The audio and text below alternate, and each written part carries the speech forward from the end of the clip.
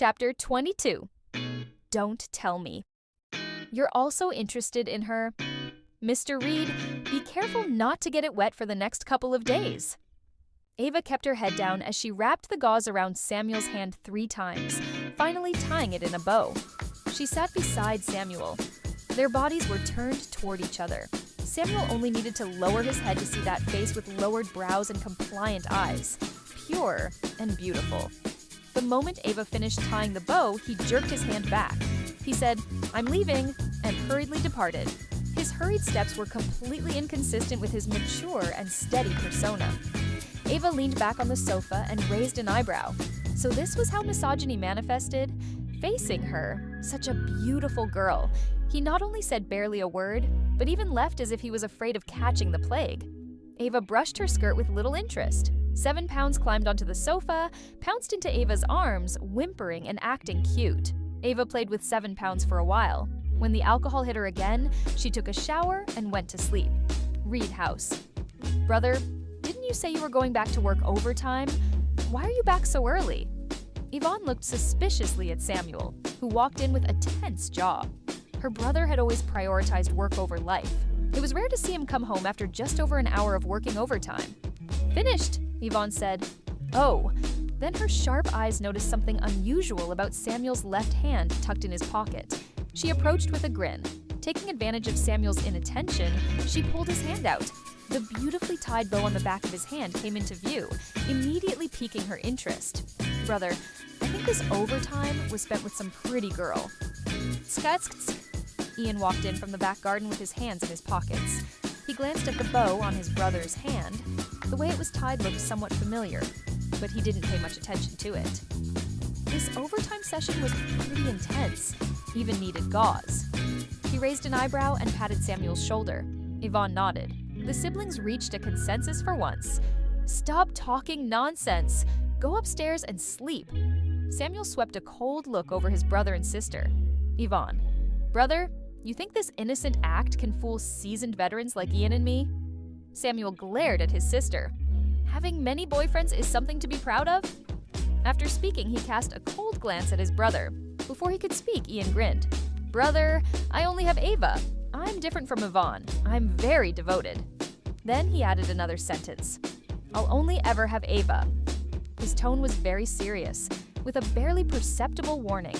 After speaking, Ian went upstairs. Yvonne waved her fist in the direction he left. That kid's getting more and more disrespectful. He even talks to you with that tone now. He was tough at home, but meek in front of Ava. It really made her want to die of anger. All right, go sleep. The two went upstairs together. Yvonne asked curiously, Brother, what do you think it is about Ava that has such great charm that she could even tame that little devil Ian?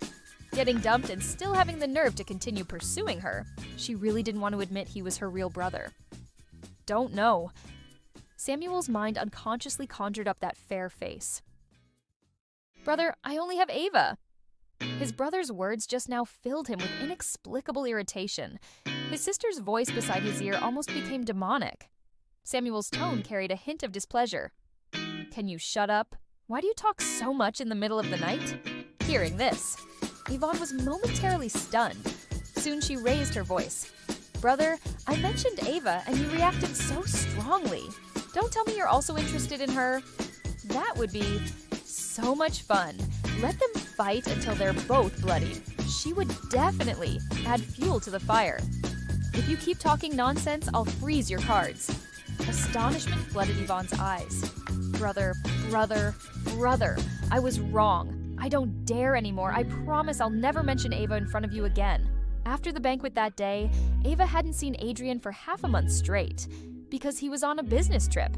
During this time, she had played all around New Harbor with Wesley. Spending time with Wesley was always pleasant. Just like during that month in Northern Europe, the two frequently went out together, and rumors about them dating were already flying everywhere. The female protagonist of these rumors was currently leaning back in the rear seat of a black sedan. With the partition raised, she leaned against the chair back, playing with her phone. She checked the time, estimated it was almost time, then took out a mirror and blush, patting some on her cheeks and nose tip. Her whole appearance looked like a pink lychee about to bloom. Mr. Pierce? The driver's voice came from outside the car. Ava adjusted her shoulder strap and leaned sideways. The car door had just opened, less than half a minute. She met Adrian's calm, waveless eyes. However, that calmness quickly transformed into an approaching storm upon seeing her. Why is she in the car? Adrian turned his head and questioned sternly. The driver stammered. For a long while, he couldn't say a word. Adrian, don't be mean to him. It was all me insisting on getting in. I kept threatening him, so he had no choice but to let me in. She leaned outward and grabbed Adrian's hand beside him. Adrian, you've been on a plane for over 10 hours. Get in the car first. Mrs. Lynn said dinner will be ready soon. We can eat as soon as we get home. She shook his arm, acting cute, just like when they were dating 6 years ago. The difference was that 6 years ago, Adrian had no resistance to Ava's coquettish behavior. Now, Adrian would only frown and pry Ava's hands away, just like how she had pried his hands away at the airport that day. Firm and resolute. A wave of dizziness hit Adrian. The man's handsome face instantly turned pale. Ava's pupils contracted slightly. Uncle Lou, help Adrian into the car. His low blood sugar is acting up. The driver said, "Oh," twice and helped Adrian into the car. After getting him in, he closed the door and quickly walked around the front to get in. Ava in the back seat took out a transparent, colorful package from her bag, opened the tie, and took out a strawberry candy.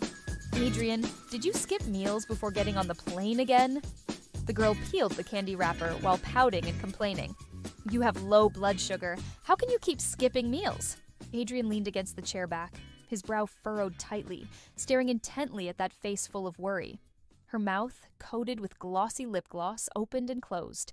All of it was accusations about him not taking care of his body. Ava turned sideways and brought the candy to Adrian's lips. "Open your mouth." Her tone carried a hint of seriousness, as if she was angry about his behavior.